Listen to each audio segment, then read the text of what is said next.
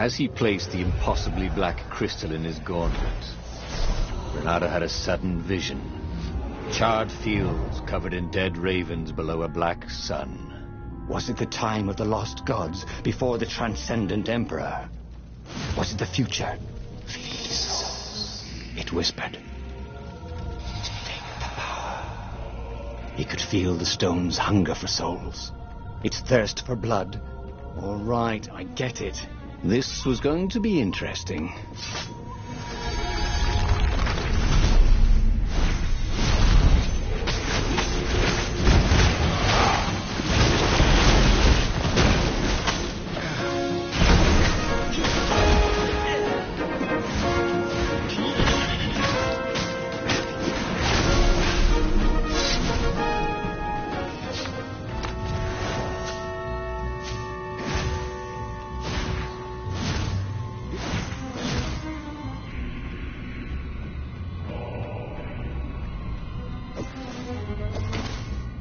The city was burning, and there was no one to put out the fires. If somehow Zenobia survived her father and inherited his crown, what sort of empire would she be heir to? But he couldn't think about that, could he?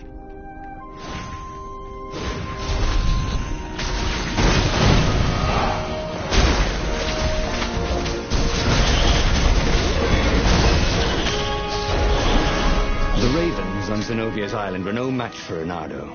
They screamed as the stones sucked out their souls, and with each death, he felt stronger. Take the power, the stone told him.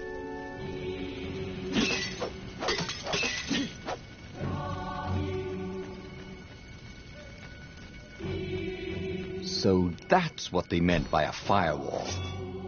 What unlocks a firewall?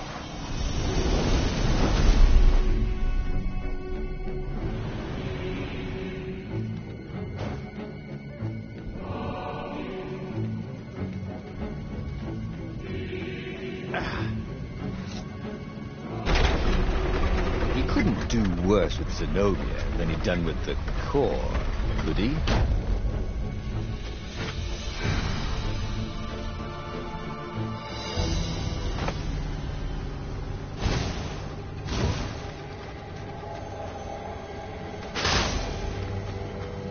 Hey, why don't you guys fight in groups? Oh, I know. Because there's no I in team.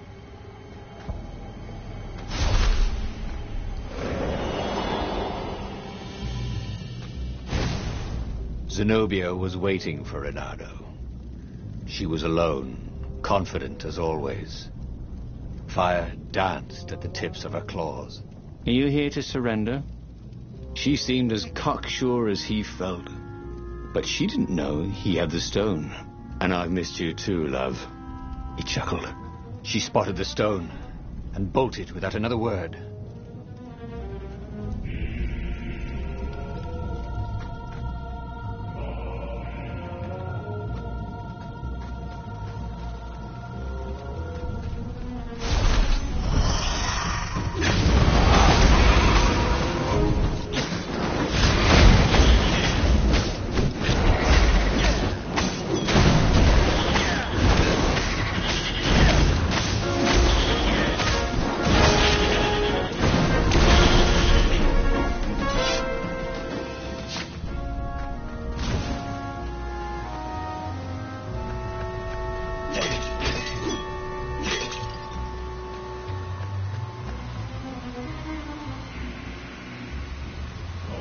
Finally, Renato caught up to her.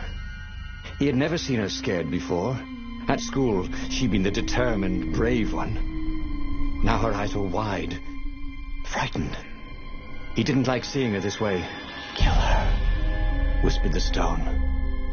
You cannot win your rebellion without it. Please. No, said Zenobia. Not that way.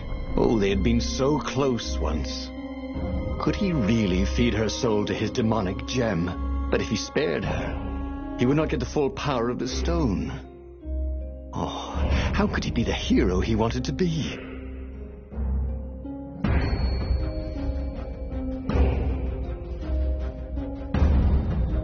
With a flick of his wrist, he slashed Zenobia's throat. Her eyes widened even more. And then the light went out of them.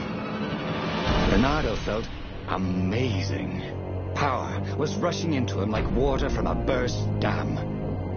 Oh, such brilliance, exulted the Iblis.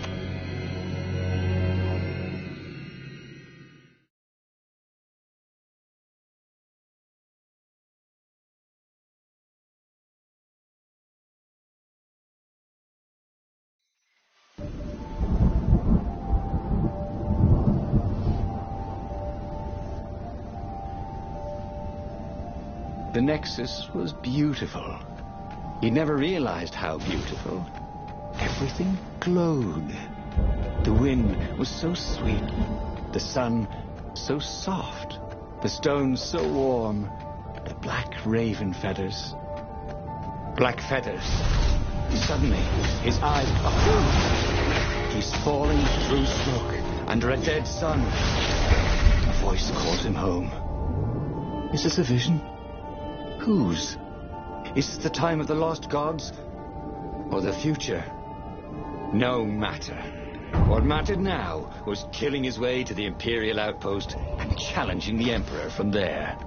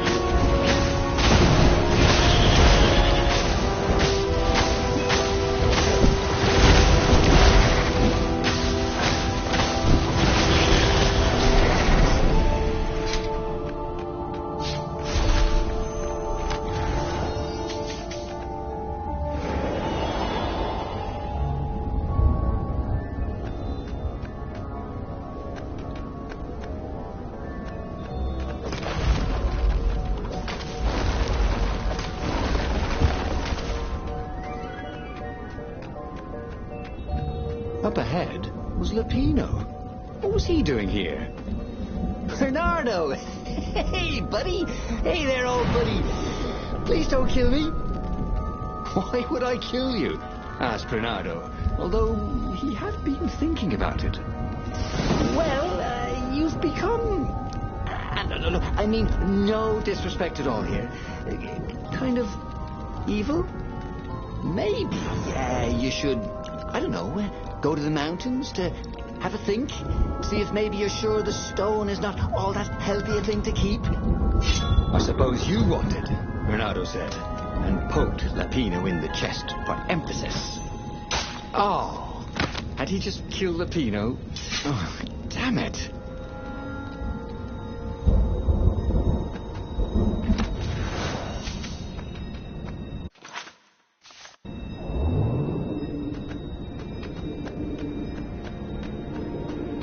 Go to the outpost, use their far speaker, tell the Emperor what he'd done, and then he'd go to the secret rebel base. Let them know he was ready to lead them to victory.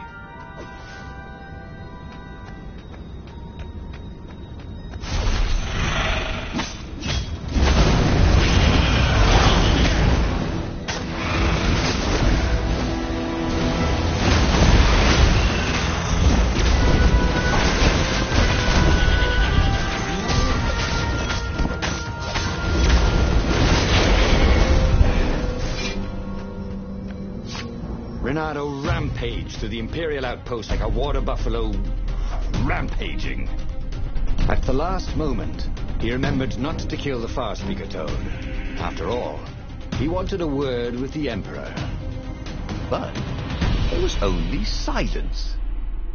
The Emperor was scared, like little girl. Well, He would gather the rebel army and slaughter the Imperial fleet. Yes! Applauded the Iblestone. Tremendous. Then the Emperor would have to answer his far speaker, wouldn't he? Who are you? Asked a distant voice that sounded uncomfortably like Zenobia. What have you become? The mountains. Go to the mountains, urged another that sounded a bit like Lapino.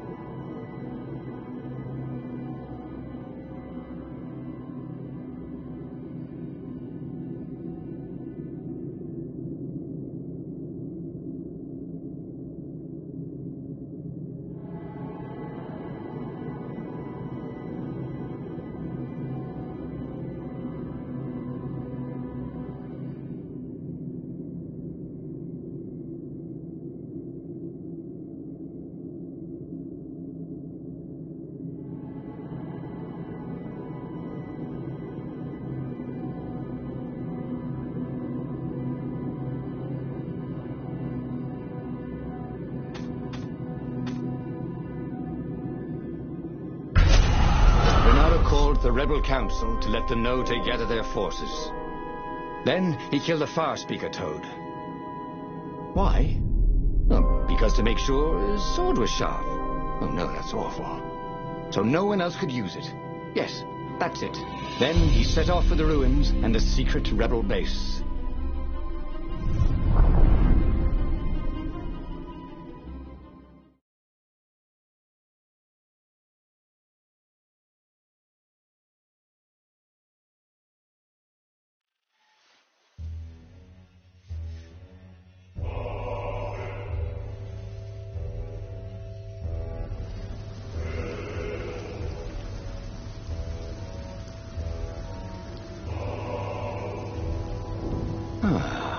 The ruins were crawling with ravens. Probably looking for the secret base, Renato thought. But then he realized they're probably looking for me. They must be very scared of me. Well, here I am. You are the warrior. Whispered the little stone. And he had to agree with it, for once. Who was as good as Renato?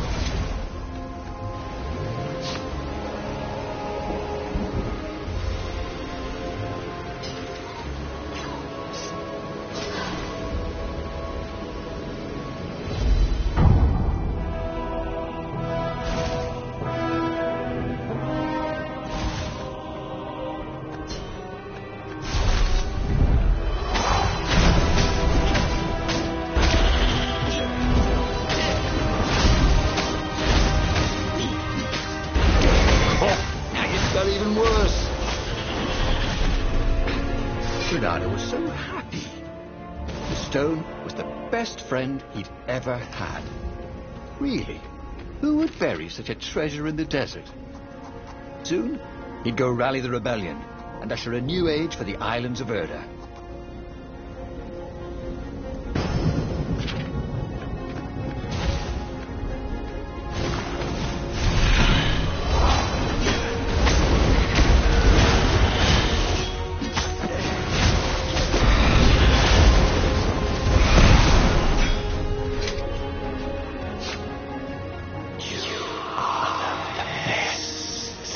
Urged the stone.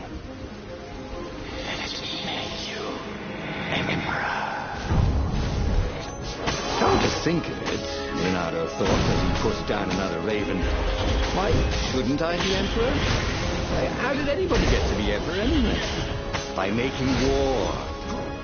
I'm not counting the transcendent emperor, obviously, who had banished the lost gods and started time. Yes, he should be emperor. He would make a great emperor. Right, Stone? Right, boss.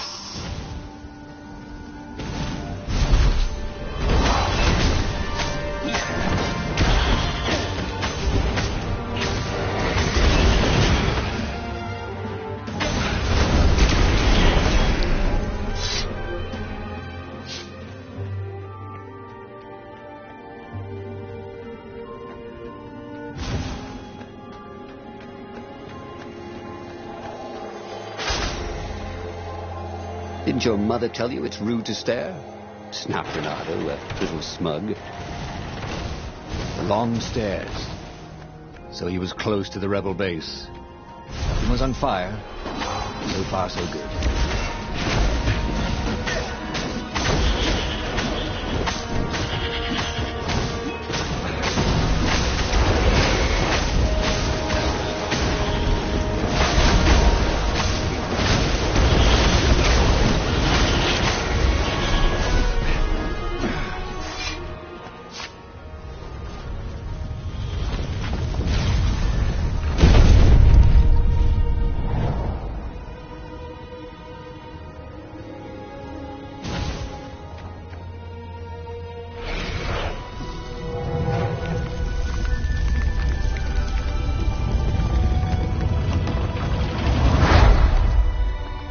Renato strode into the council.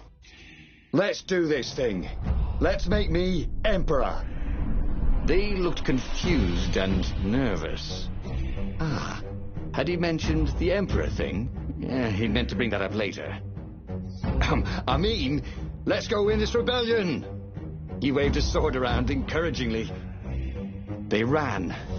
Cowards. He'd stop them. He cut down a few to inspire the others.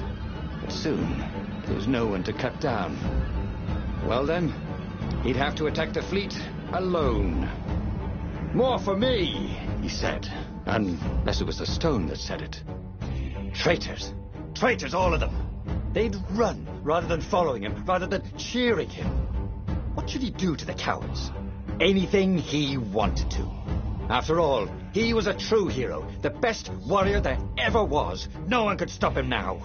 But first, finish him. The Emperor, that is.